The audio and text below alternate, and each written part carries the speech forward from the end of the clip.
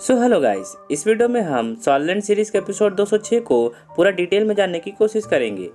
अब जैसे ही ये एपिसोड शुरू होता है तो हमें मार्शल हॉल दिखाया जाता है, जहां पर फाइनली मून ब्लेड मास्टर सीयू और फ्लेम लॉर्ड यान सिलू शहर से अपनी जान बचाकर लौट चुके थे।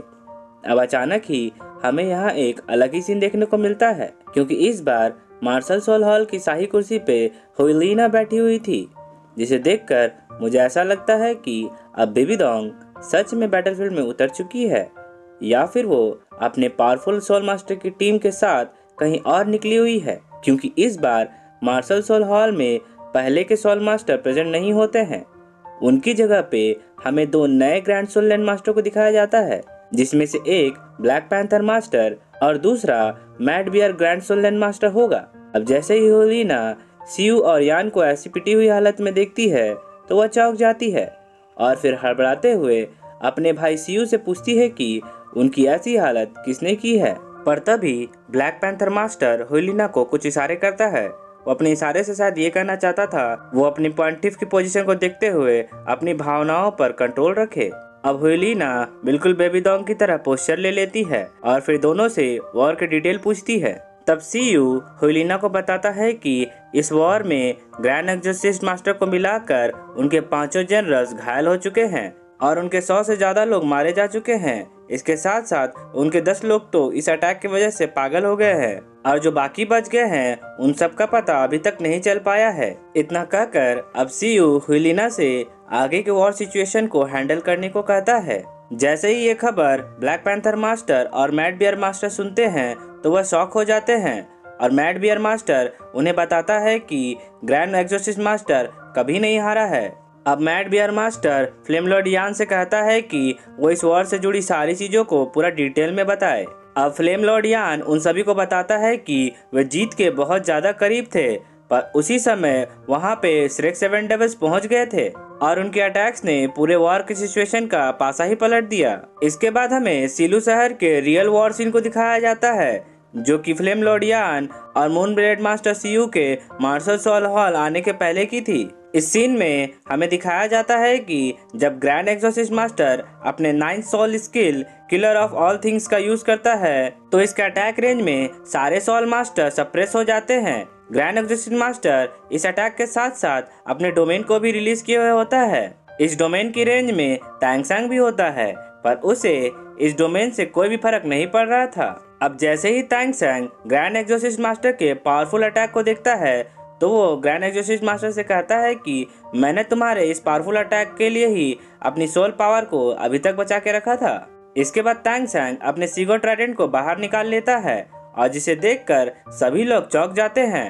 अब जुजुयुन टैंगसंग के सीगो ट्राइडेंट से निकलती हुई डिवाइन लाइट को देखकर सभी से ये कहती है कि ऐसी रोशनी तभी निकलती है जब कोई गॉड हेवन से नीचे उतरता है।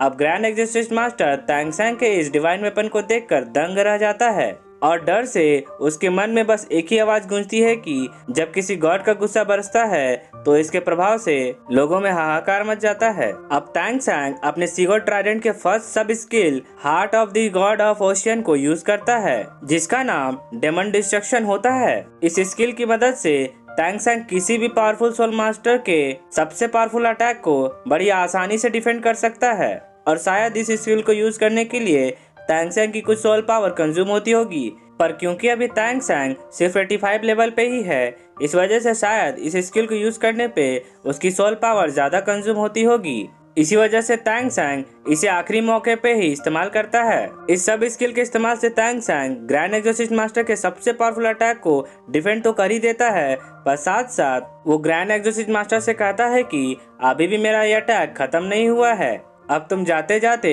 गॉड ऑफ द ओशियन के ट्राइडेंट का टेस्ट भी चखते जाओ। इसके बाद टैंगसंग अपने सीगो ट्राइडेंट से एक एनर्जी अटैक ग्रैंड एक्सोर्सिस्ट मास्टर पे कर देता है, जिससे कि ग्रैंड एक्सोर्सिस्ट मास्टर सिलू शहर की दीवारों को चीरते हुए दूर जाकर गिरता है। सीगो ट्राइडेंट के बस एक ही एनर्जी अटैक से ही ग्रैंड एक्सोर्सिस्ट मास्टर बहुत ही ज्यादा घायल हो जाता है। अगर टैंगसंग ने सीधे अपने सीगो ट्राइडेंट को हिट कर दिया होता तो शायद ग्रैंड एक्सोर्सिस्ट मास्टर यहीं पे खत्म हो जाता।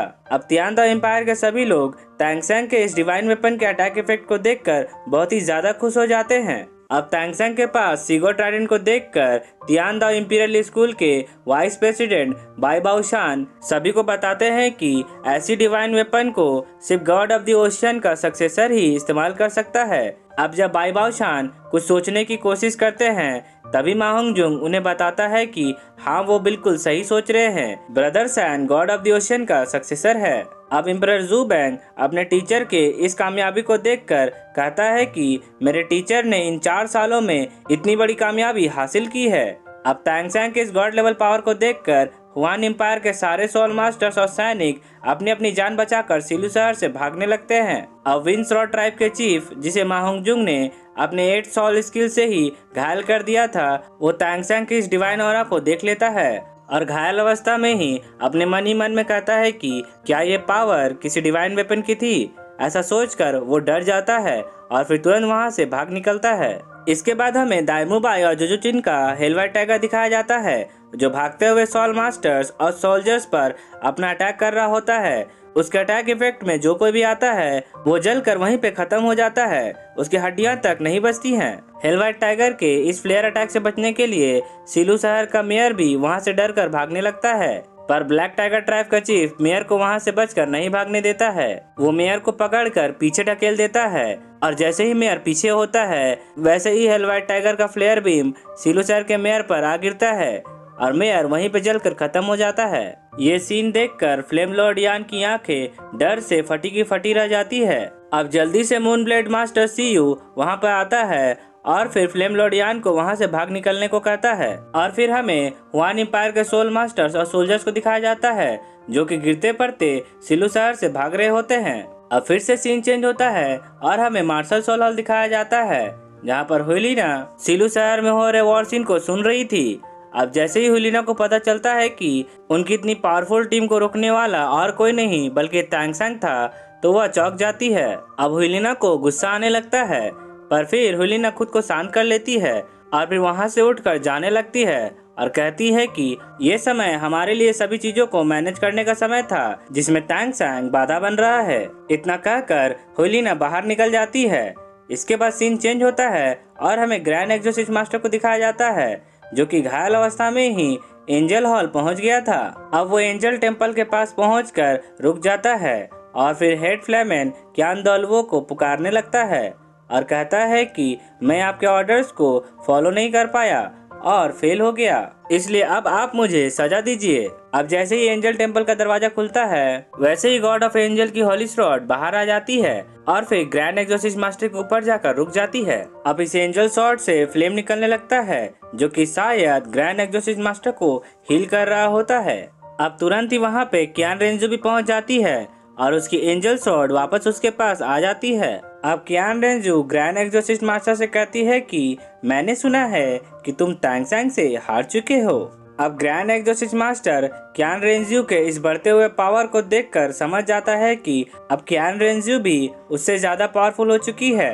अब वो तुरंत ही नोटिस कर लेता है कि क्यान रेंजू की सोल पावर भी बहुत ज्यादा बढ़ गई है और वो बहुत आसानी से इस सोल पावर को कंट्रोल कर पा रही है। अब तुरंत ही वहाँ पे बिजली की तेजी से क्यान दलवो भी पहुँच जाता है और ग्रैंड एक्सोर्सिस्ट मास्टर को संभालते हुए उठाता है और उसे बताता है कि उसने बेबी डोंग को इस खबर के बारे में संदेश पहुंचा दिया है।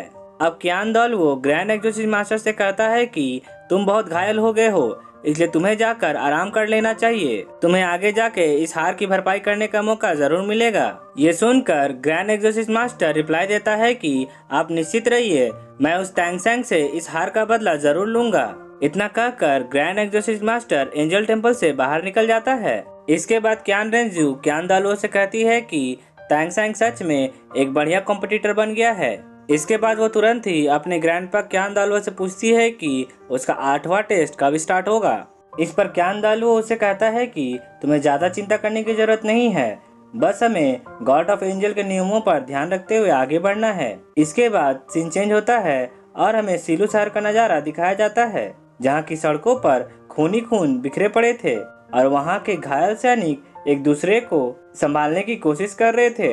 अब तियानदाओ एम्पायर के सैनिक और जियांगला एम्पायर के सैनिक एक दूसरे की मदद करने लगते हैं। इस वॉर के कारण बहुत से सिपाही मलबों के अंदर दब गए थे। अब हमें एक सैनिक को दिखाया जाता है जो अपने साथियों को ढूंढते हुए बड़े पत्थरों के मलबों को हटा रहा होता है। अब उन मलबों से कुछ पत्थर हिलने लगते हैं और उन पत्थरों के गिरने की संभावना को देखते हुए साओ भी उसके पास पहुंच जाती है और फिर पत्थरों को गिरने से रोक लेती है।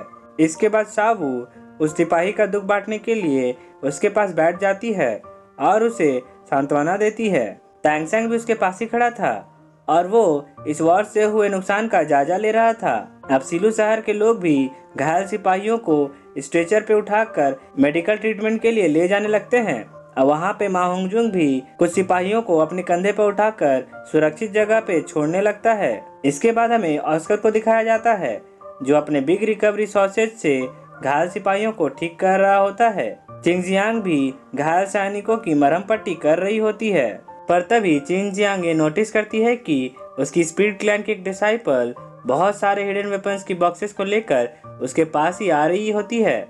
उन सारे बॉक्सेस के अंदर बड़ी मात्रा में गॉडलिव क्रॉसबोस रखी हुई थी जो कि फ्रंट लाइन वॉर में इस्तेमाल करने के लिए लाई गई थी। अब सिलू शहर की तबाही को देखकर एम्परर जू बैंग जियांगलाओ एम्पायर के किंग से कहते हैं कि मैंने नहीं सोचा था कि मार्शल सोल एम्पायर सिलू शहर के मेयर को खरीद लेगा। ये मेरी गलती है कि मैंने उसे अच्छे से नहीं परखा। इस पर जियांगलाओ एम्पायर के किंग बियर एम्परर जू बैंग को गिल्टी फील नहीं करने को कहते हैं। वो कहते हैं कि वो तियानदाओ एम्पायर और जियांगलाओ एम्पायर के बीच होने वाले समझौते को समझते हैं। इसके बाद किंग बियर आगे कहते हैं कि अगर तैंगसेंग समय पर नहीं पहुंचते और मार्शल सोल एम्पायर के 7 फ्लेमेन को नहीं हराते तो इस परिस्थिति से बहुत सारे सोल मास्टर्स और सोल्जर्स मारे जाते। इस बात पर एम्परर जू बैंग किंग बियर को बताते हैं कि उनके टीचर यानी कि तैंगसेंग बहुत ही तेजी से पावरफुल होते जा रहे हैं। फिर एम्परर जू बैंग आगे कहते हैं कि वो कभी भी अपने टीचर की बराबरी नहीं कर पाएगा। इसके बाद हमें इंपीरियल स्कूल के तीनों टीचर्स को दिखाया जाता है जो कि एक झरने के पास बैठे होते हैं और वहां पर वाइस प्रेसिडेंट बाई बाओशान ऑस्कर के बिग रिकवरी सॉसेज को खा रहे होते हैं। और फिर तभी सेकेंड वाइस प्रेसिडेंट जीलिन उन दोनों से कहते हैं कि बहुत सालों पहले मैंने तैंगसेंग की सोल पावर को चेक करने के लिए अपने प्रेशर से उस पर अटैक कर दिया था, पर अब इन सारे श्रेक 7 डेविल्स के पास खुद की स्पेशल स्किल्स है। आने वाली अगली पीढ़ी पिछली पीढ़ी से बहुत ही ज्यादा ताकतवर होते जा रही है। हमने ये कभी नहीं सोचा था कि हमारे आने वाले अगले जनरेशन की ग्रोथ इतनी तेजी से होगी। इसके बाद हमें दाइवाई को दिखाया जाता है जो कि अपने फादर किंग बियर और एम्परर जू बैंग को कहता है कि उसने मीटिंग से जुड़ी सारी चीजों की तैयारी कर ली है, इसलिए अब वो उन दोनों को मीटिंग रूम के अंदर ले जाने लगता है।